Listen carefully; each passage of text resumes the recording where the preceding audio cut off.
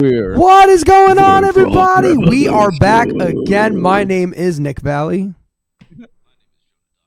And this is Rev Rock Revolution! Oh my god, Jonah, this is our second episode in a row that we've done in a long time. Guys, this is the final episode of this season. Thank you so much for tuning in. For season 7. Season's going to have to come to an end. This is actually the end of the episode right now. But we're close to it anyway. All right? Yes, definitely. That's it. This is the whole episode, 34 seconds. We're going to set a record. We're going to get so many views, Jonah. Anyways, yes, welcome back. I guess we decided this is the season finale. So last episode of season 4. Let's go. Yes, this is just very exciting, which I feel like is fitting now that we're going back into it's like a new school year. It's fall. Summer's over. We're back into 1 second before hitting I'm very play. excited. Today's episode is going to be something very special. We just decided the theme about what, Jonah? 1 second before hitting play. Exactly. So, but it's very fitting for us to be doing this. So I'm kind of excited to do it. This is a tribute to somebody very special who influenced so many musicians and changed to music Mr. Ozzy in a Osbourne. big impactful way. Because we weren't Jonah, filming if you wanna podcast tell everybody episodes around his passing, and then there's so much stuff that went on. And last night they just did a tribute to Ozzy at the VMAs. So we were like, yeah, let's talk about Ozzy Osbourne and the impact he's had on both of us and music as a whole and just everything Ozzy today. Mm-hmm. Yeah. Yeah. Oh yeah, 100%. Everything Ozzy. That's the name of the how it episode. goes. I love that. Thank you, Jonah. See, we work on the fly here. We're good. Like, if this was an acting class, we'd be nailing the improv section. You know what I mean? I'm really excited about this because Ozzy to me is, and to so many people too, just like one of the most important musical figures ever. And just culturally too. I mean, the show pretty much invented reality TV. It's it's really, I'm very excited to talk about this today. There've been quite a lot of things that have happened around Ozzy since since we've last really gotten to really do a full episode. Obviously they had the Back to the Beginning show, which we kind of talked about before it happened. 2 weeks after. Which was insane. I'm excited to talk about that. Then obviously Ozzy passed away 2 weeks later, which was insane. And then most recently, there have been some other things in between, which I'll probably touch on. That's probably more of a me topic. And then there was the tribute that literally just happened last night, the VMAs, with Steven Tyler, Joe Perry, Nuno Bettencourt, amazing, and Youngblood. I'm really excited to talk about this, which is pretty cool. There were some other people there that weren't really acknowledged, but I'm excited to talk about that. I see what you did there. But yeah, I guess we'll start. We'll go back to the beginning. See what I did there. Welcome back to the Jonah Doc and I podcast. Okay. No, I'm sorry. I'm just gonna leave now. Okay, never mind. She's like, finally, this is my show. Jonah, I'll let you kick it off here. So, kind of where we left off was, I got the time. We both tried. I definitely tried to they're get already tickets. They sold were out. gone Shoot. that morning when I went in the queue. I was like number 33, and they were all sold out. Yeah, same. Yeah, pretty much same thing here. Yeah, I was willing to travel all that way to go see that, but oh well, didn't happen. I saw the stream.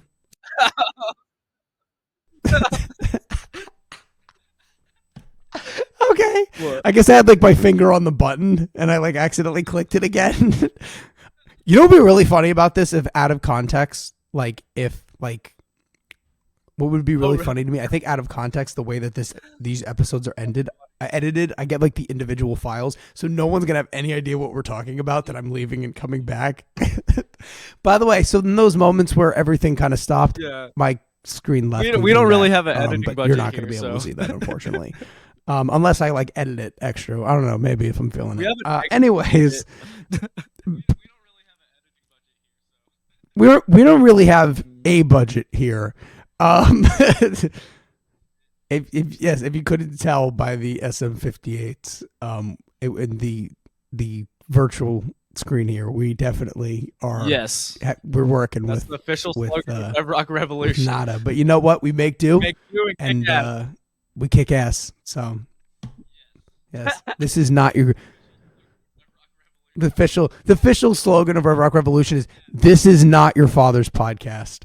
Yeah, like anyways, I said, back to the beginning. We'll start with there was a whole lineup. I was so of happy I'm when going they to try to announced look that at they the were going to order live stream it because it's going to be it was the biggest metal event in a very long time, if not the biggest metal event of all time. Yeah, but it was. Here, let me see if I could remember. So Mastodon, Hailstorm.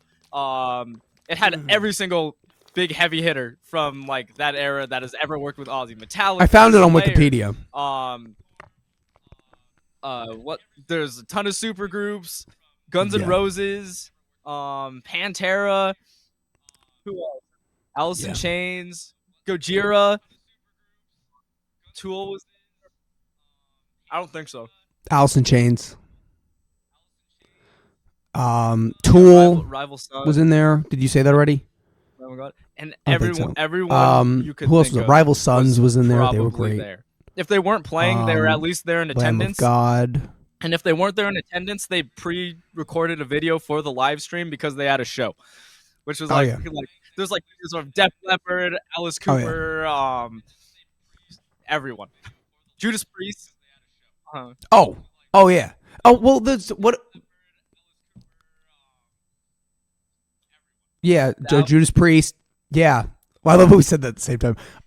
Tom Morello's All-Star Band too. That was fucking awesome. Which was basically Nuno which we're gonna get into later. Thing. He was like he was in almost Tom every Morello's single band, song was it and Nuno nailed every single party. Obviously, the star of that whole thing.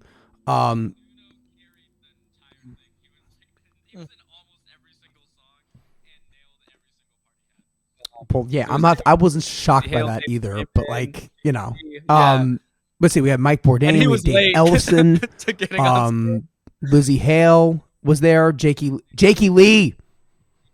That was crazy. And he was late. Oh yeah, he was late. David Draymond was there. Who else was there? It was like a whole Sleep Token was there, right? Youngblood came out later. Yeah, no, so there were a lot of people there. What's crazy to me is I've been wanting to talk about this. This is like such like a me topic for the podcast, just for like as a side note. When they did that whole thing, speaking of Jakey Lee, I was so confused about what was happening at the time. I don't know if you put two and two together right away, but that whole thing when Jake Ultimate Sin stopped playing. They were doing. Did you see that whole thing? But I think they were doing. Which song was it? I think it was the first one they did. Was it Shot in the Dark? Oh. Yeah, and he like completely stopped playing. Yeah. And then I think so what happened was they did Ultimate Sin, then they went into Shot in the Dark. What happened was when they started playing Shot in the Dark, David Draymond came out. What happened was he was playing, he stopped playing. I thought something was fucked up with his guitar or it was out of tune or something because he kept looking back. And like looking around and he just kept stopping and starting to play. And at the time I thought some tech is about to get fired. What happened was I think what happened was, and I still don't know, I think it was a mixture. I don't know what, but I think the crowd was booing at David Draymond for political reasons. That makes sense. So he stopped playing and to like hear what's that's going why on. He stopped, because he was confused about what was happening. So it made more sense now. I could hear the boos from the live stream. Yeah, exactly. That's how loud they were. I think he was just confused. He didn't know what was happening. But yeah, no.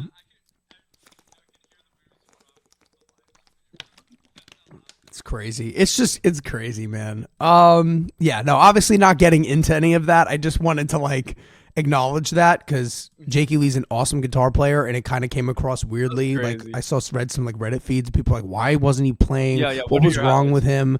And that's what was happening. So I just wanted to say that.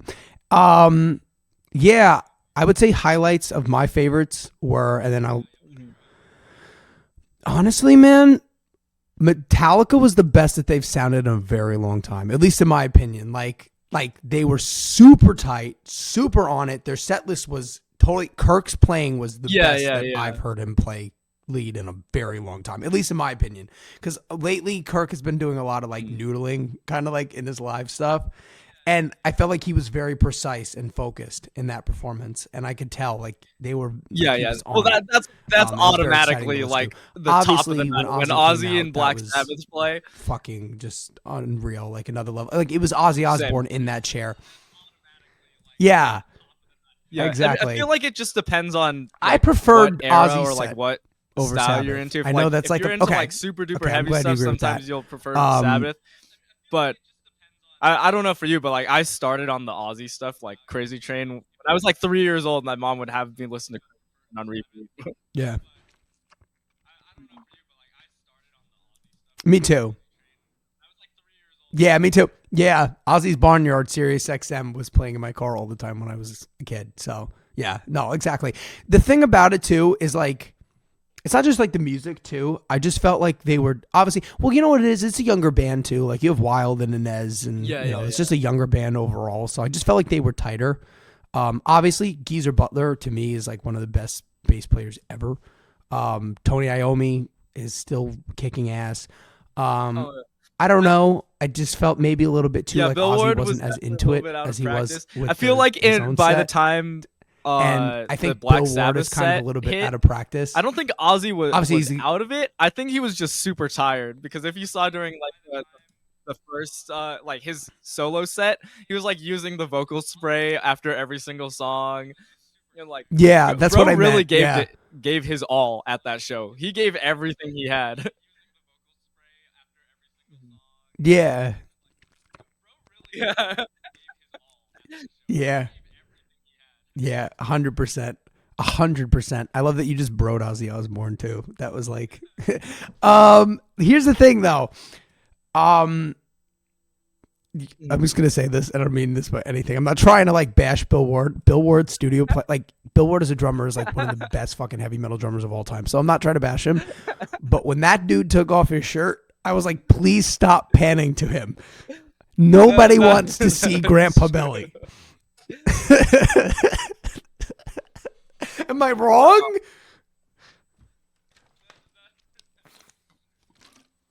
Look, I get it. I get that he had to take it off. It's hot and sweaty up there, and he needs as much help as he can get. But like, I don't want to see it. Dude, I feel like they started panning to him more after that. Dude, I respect him going on stage though. And I was like, this guy has tits. I don't want to fucking see this. Oh. No, wait. Don't get me wrong. I'm not again, like I said, I'm not trying to like, I totally respect the fact that he jumped back in the band, that he played the set with it. He powered through, he got through all of it. Yeah. I'm just saying, once you hit a certain age, the shirt stays on. You know what I mean? Unless you're like, I don't know. Who's an example of like, I can't think of one. Unless you're Phil Collins of Def Leppard, the shirt stays on. Okay, you got to be ripped for the shirt to stay off after a certain age. You know what I mean? It's like Phil Collins and like Rick Springfield and like everyone else under 70 should like keep the shirt on, or over 70 should keep the shirt on. Anyways, that's all I wanted to say. By the way, I have a feeling one day when you and I are like, whatever, someone's going to go back and to this episode, and when they make like those out of context compilations, like Nick Valley out of context, I feel like this podcast is so he has tits. He has tits. He has tits. We're going to be in that compilation. We're going to be at the peak of our careers. With no context. This podcast is going to like everyone's going to dig this up, and then we're just going to be immediately canceled.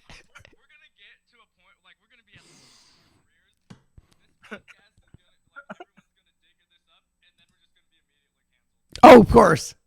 And when you say we, you mean me. But that's okay. But that's okay. I can deal with it because you can't cancel me because I'm not going to. I don't know. I have the mentality of like, you can try and cancel me and like go for it. Like, whatever. I don't really care. I got over that a long time ago. Anyways, that so. being said, it was a great show. Towards, it was the most money I think raised, like, for like any kind of show like that ever, right? Or something like that. Like some other charities, I think.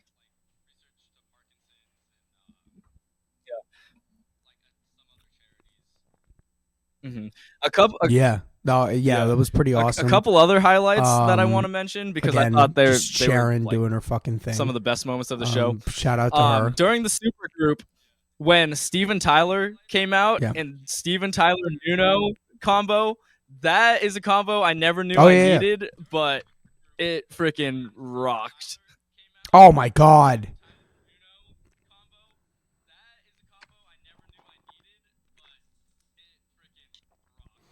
Oh, dude, if you fucking, you know what you got to watch. If you don't know you need that combo, there's a video online of Steven Tyler from years ago, like 2014, of Steven Tyler and Nuno doing a couple different songs. They did More Than Words.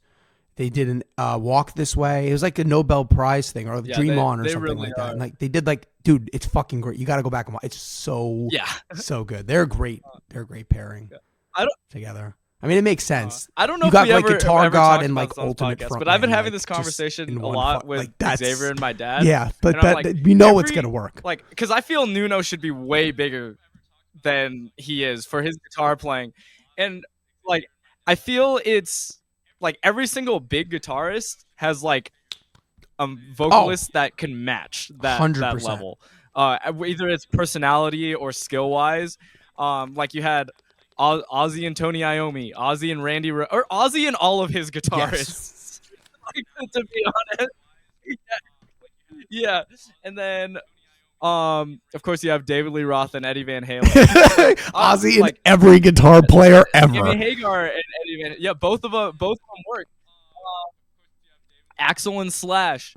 Sammy Hagar and Eddie Van Halen. I'm sorry, they both Gary work. Jerome is a bad vocalist by any means, but like compared to Nuno's guitar playing, like Nuno's.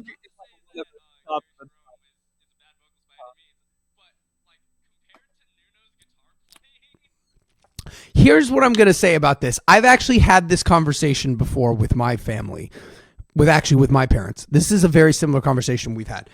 Nuno could have been a much bigger guitar player if he was in a different band. Not that Extreme is really good. However, I feel like Extreme is now making their best music now, as opposed to, like, their music is great. Don't get me wrong. I'm very much into it. However, it's very experimental, and every album, there's no two tracks that sound the same. And I feel like that was to their detriment. Mm-hmm. Because I feel like if they had kind of picked a lane and kind of been consistent and stuck with that, they could have been way bigger than they were. Yeah. And Nuno, like you said, like he should have been paired with a Steven Tyler kind of. That's his racehorse guitar playing style thing.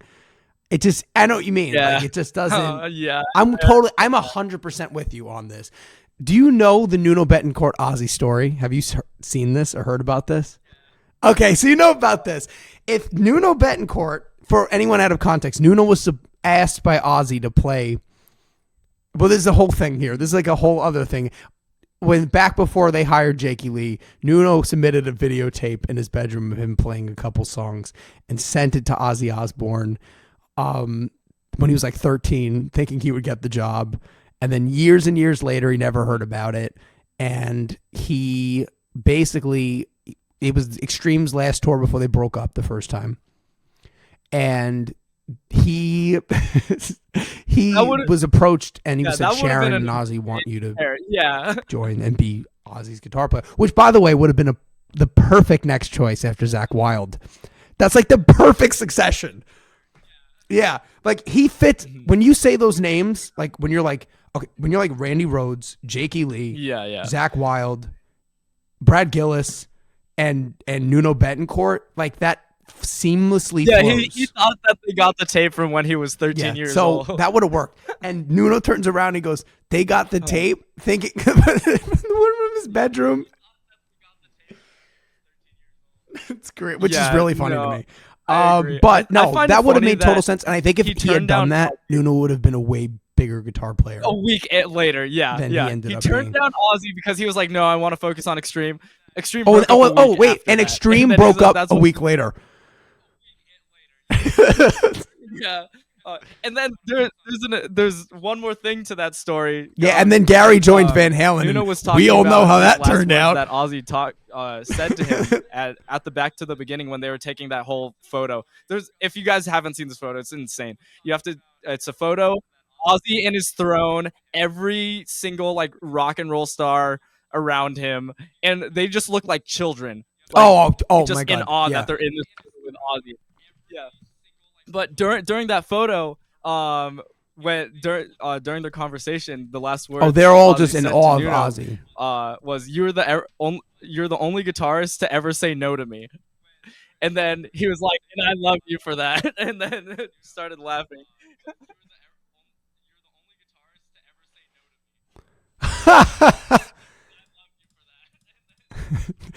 That's amazing. Wait, I'm gonna see if I can get actually this picture. I don't know if I can do this, but I should be able to do this if I download it. Give me a second. I think I figured this out. It's on the fly, bro. Okay, so I got that in there. Now I'm gonna put that in there. We're doing this. This is the first time I've ever done this on the show. Another super big highlight, exciting. Which I did not expect. That is not. I don't know about you, but I haven't really been like super invested in Youngblood. And when I saw him on the lineup, I was like, why is he on there? And then people started telling me like, oh yeah, Ozzy loves Youngblood, and yeah. And then when I saw him, so Youngblood stepped on stage.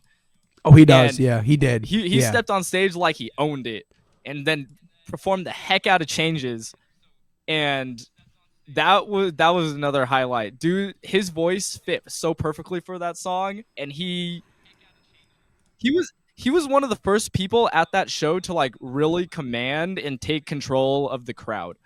There weren't many acts that did that night at the Back to the Beginning show. I think it was like Lamb of God was one of them.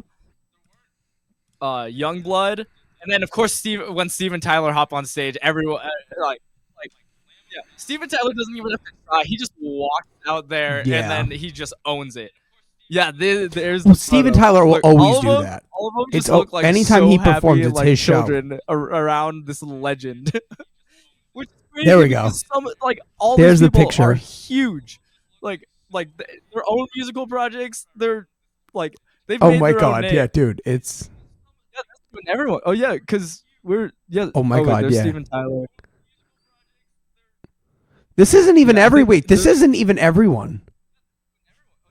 Yeah, there's no. I got the wrong picture up. Oh yeah. I found a bigger one because there was a lot more people involved in this. Yeah, I found the bigger one. Give me a second. Oh no, I'm not here. I think I can do this. Okay, give me a second. I'm just gonna go back here, remove that. Oh my God, where's Jonah? There we go. I would love if there's none of this ends up in the episode and just random us just like looking at each other, just like going, "What's happening?" It would be really funny. Where the hell is this? I think I found it. No, but I have to agree with you though. Yeah, that's like those were like some of the few. There we go. I found it. Oh yeah, I forgot during the Steven Tyler and Nuno thing. That's Chad Smith was on drums, dude. which is another just amazing really pairing. Cool. Yeah. It was like on the last couple albums, Chad Smith did drums, right? Which actually is one of Ozzy's drummers. Yeah, which is really cool. I love those last two records. They're so good. Especially Ordinary Man. Like that when that record came out, I was like, how does somebody at 71 or however he was older at the time, like make a record that like career defining? Like I would hold that up. Yeah, it's insane. Looking at Ozzy's whole career or No More Tears. Like, it's insane because I don't think there's any other artist or any other person who has had a career as consistent as Ozzy. Like he's always been the same personality. He's always had the same exact approach. His music was just whatever he wanted to do, but nothing was like super left field. He wasn't like super. He Yeah. didn't do like any like super big change ups. He didn't try to fit to the Yeah. norms. He just did what he wanted to do, and I think Oh that's no. what makes him one irreplaceable and two so iconic. Yeah. Yeah. Oh my Sabbath, God, yeah. I I think, mean, was even probably starting like, from was Sabbath that all the 10 way through, years? that's Here, a how long long was Ozzy in fucking Sabbath? career. What is that? Was first Sabbath? What was it? What year was that? He was in there for 11 years. He left in 79. Yeah. Okay, and the first album came out in 1970. So if we start with 1970, Yeah. all the way through to really, because he was making records up until what, a year ago, 2 years ago, was it 23? Mm-hmm. Yeah, so that's 80, 90, 0, 10, 53 20. years of So that's making 50 music years and right there. nothing 53 really years. That's like insane. there wasn't any like super filler albums. That's crazy. Like, uh-huh. No, that's the crazy part too. Anyone who has a career that long is going to have peaks and valleys, and it just kept doing that the whole time, which is why he is as important as he is. So that being said, I would like to segue into my next part, which I kind of alluded to, which is back to the beginning. We all talked about, we all know, we all loved that, blah, blah, blah. 2 weeks later, Ozzy passes away, and I think everyone's kind of in shock. I don't know if this was like he knew he was dying and he wanted to give this one last like held in there. I don't know if it was like once he did it, he felt like he was that's when I and like he knew he was never going to perform again, and was like, okay, I was sad when Ozzy I don't know passed, what exactly but also it was there. I would just love to get your take on this. It was this how do I put it? It was this sense of like I was sad that he was gone, but I felt grateful that he wasn't like in pain anymore, and I feel like that he went, and I felt grateful that he went out on his own terms. Like yeah he's been saying leading up, or he was saying leading up to the show that like his whole career he did it on his own terms, passed out dead on stage. And like not to say that I was hoping that Ozzy was gonna die, but like for him I was kind of hoping that would happen, because that would be like the biggest end to anybody's career ever, and like no one would ever forget like the end, like the whole career of Ozzy Osbourne. Yeah, but I do think that it was like he was at peace, and he was like, okay, I finally did my last show. I ended it the way that I wanted to. I'm like, I think he wanted to spend more time with like his family and stuff, but I think that it was like everyone knew that from this last show that things were gonna start coming to an end soon.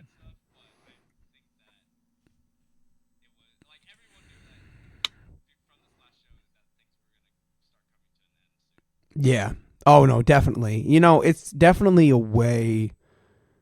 Like there's he did it like you said. He did it on his own terms, and I think that there was no other way for him really to go out when you think about it. Like you said, like it makes the most sense that he gave his last show, and it's like, you know what? Like I laid it all out there. I've done so many things.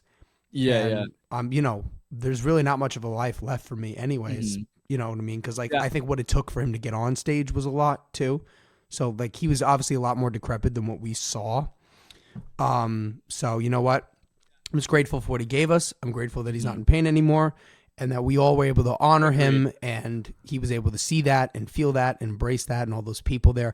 Yeah. Yeah, 100%. So that being said, Roger Waters, you can go fuck yourself.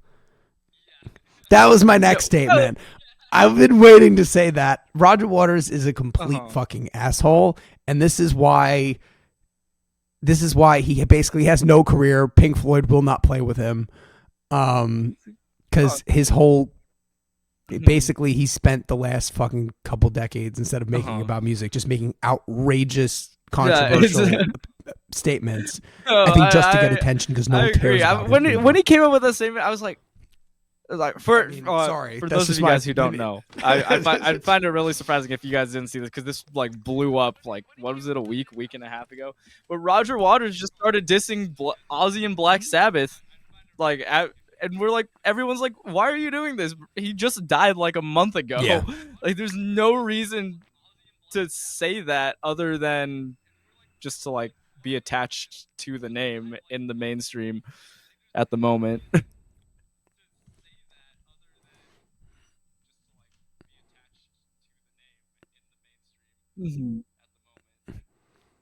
It's crazy, dude. The shit that this guy says, though, this is not atypical. Like, again, I don't want to get into things or whatever, but like the things that this guy says on a regular basis, every couple of weeks, you will see some kind of headline that Roger Waters said some fucked up thing that nobody agrees with.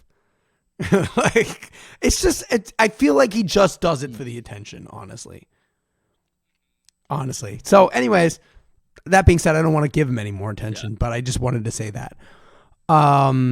Yeah, so that being said, kind of brings us to our last thing here. Very recently, yesterday to this filming, it'll be like about a week ago by the time this comes out, but there was a tribute done by the VMAs which was kind of trying to recapture that Tom Morello All-Star Band. They just did it at Back to the Beginning, so, like, and they did it way better at Back to the Beginning. Like, oh, only the VMAs could do this. And it's like, no, they just did this fucking 2 months ago. Exactly. Yeah. So I just wanted to say that. Not that it was bad by any means. Obviously, Nuno freaking killed it. It was cool getting to hear him play. Really? Like, I didn't that realize kind of stuff. But we didn't. No one acknowledged was the drummer from Extreme was the drummer on stage with them. So yeah, but I know that the keyboardist was Ozzy and Sabbath's who's playing bass with them? And then of course Steven Tyler and Joe Perry came out. Dude, I felt bad for Joe Perry because like the first half of him playing, I feel his guitar wasn't turned on at all, because I saw him hitting notes, but it wasn't coming through in the mix at all. Yeah. No, yeah. No, yeah, definitely. Joe Perry's a little bit of a strange choice for Ozzy tribute, just because like his playing style is so different than like Shredder style. But I thought it fit that song really well. I was like when I first saw it, I was like, this is gonna be weird, and then I was like, oh no, this makes sense actually. I do wish Zakk Wylde was there, but I realized that he's on tour with Pantera right now, and there was no way he could make rehearsals or the show and then be back in time for the tour. Yeah, I was thinking about it, that they probably asked Zakk if he could do it, and then he was like, I'm on tour with Pantera right now, I can't. And then he probably was like, 100%. But you should ask Nuno, because I know Nuno could pull it off.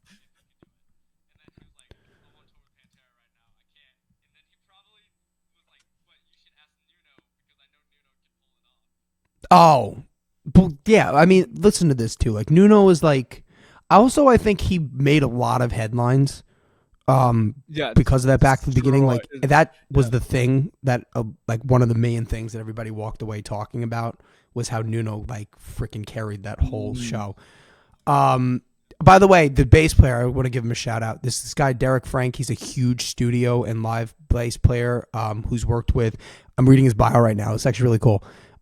He's worked with Gwen Stefani, Shania Twain, Shakira, Kelly Clarkson, Air Supply, Ali and AJ, the Dancing with the Stars band. So Payal Royale. So like he's like a big like session guy. So shout out to him. I always love to, acknowledge musicians.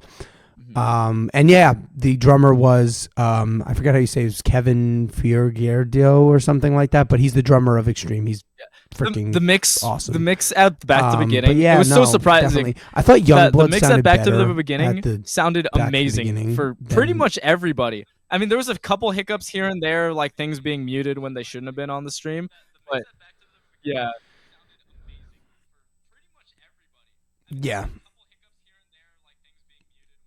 And that happens. Something event like that, it's bound. Law of averages, it's bound to happen. Something's gonna get messed up. You know what I mean? It's not like one act on stage. Like you get the sound right and you just leave it. And like, all the moving pieces too. It's like a totally different thing. But yeah, festivals are that's kind of the nature of it a little bit. You just gotta pray and hope that you're not the act that the sound gets fucked up for. Rotating stages are sick. Yeah, I wasn't exactly. I was wondering how they were going to fit the way they everybody. did that too with the rotating and also, stages. I just wanted to acknowledge that because we didn't actually get to talk about that.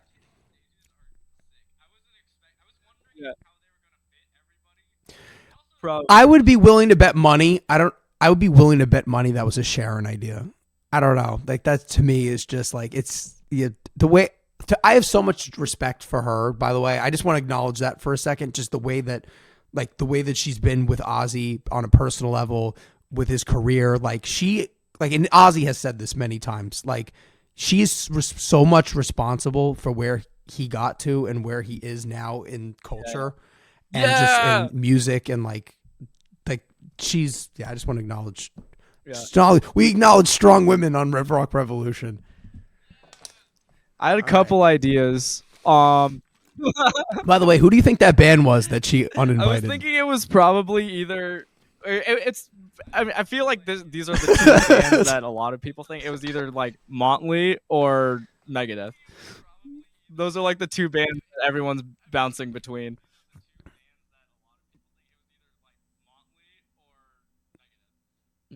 Okay. Yes. There was, from what I saw, there were a couple theories. Motley was the big one. Here's the thing. I'm hesitant to say Motley Crue just because of their relationship with Sharon. Like, did she invite them in the first place? Like, would she have? I don't know. So, like, if she did, it's definitely them. You know what I mean? Just because, but that being said, didn't she have a pretty tumultuous relationship with Jakey Lee? I don't think they went anyway? Really liked each other. But I think that was like a lot of like old. From what I know, they didn't like each other. A lot of bad blood from like a long time ago. So I think they kind of just like left that as like under the bridge.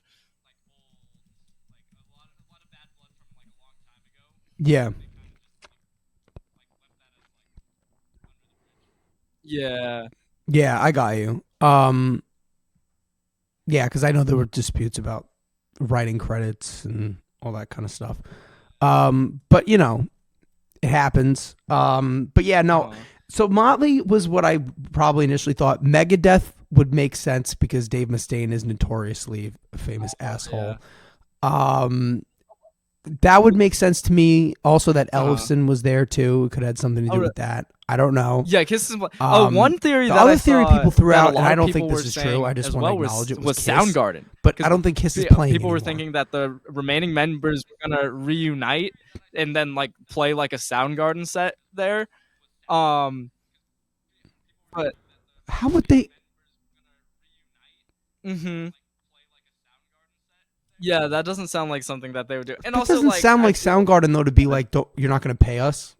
Yeah. That doesn't sound like something they would do. Now that's why I understand the Kiss theory because that makes sense. But like, I just don't think they were performing as Kiss, like with the makeup and all that kind of stuff. So I don't think that. Here, wait. I just had a thought, and it may be I think it's a super wild theory. But what if like they were trying to reunite the remaining members of Van Halen, and then they're like, "No, we'd only do that for money." Okay.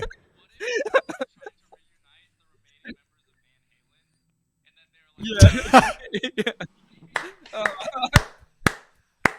Oh my God! Well, Sammy Hagar was there, so automatically David Lee Roth would be like, "I'm out."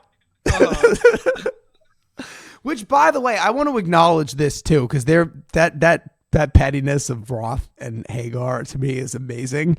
This is a little side note here, because I know this is all about Ozzy, but I want to say this before I forget to ever talk about it. That whole thing where like it was over. Hagar was like, "I'm glad Roth is playing the songs that he wrote with Ed, and I'm doing the same, and let's like just like put this thing to rest, whatever." No. And then Roth goes on stage and has a whole rant making fun of his ghost encounter with Eddie, and like, did you see all that? You didn't see this? Yeah, okay, so you know how the story. We're gonna end on this. You know the story of of the song that Hagar put out recently with Satriani, how he saw Eddie in a dream or whatever. And so David Lee Roth on his tour, this was like a couple weeks ago, he goes on stage and he goes, I just want to take a minute to talk to you all about a very esteemed colleague of mine. You may know him, Mr. Samuel Hagar, if you guys all know him. I'm just going to tell you guys that Sammy says that Eddie came to Ghost of Eddie Van Halen, came to him in a dream, and they wrote a song together. Well, I'm here to tell you that the ghost of Eddie came to me last night. I'm not surprised. He went on this whole fucking most thing surprising about how part they to me is smoke that cigarettes, and it was clearly like him making fun of him. But whatever. And so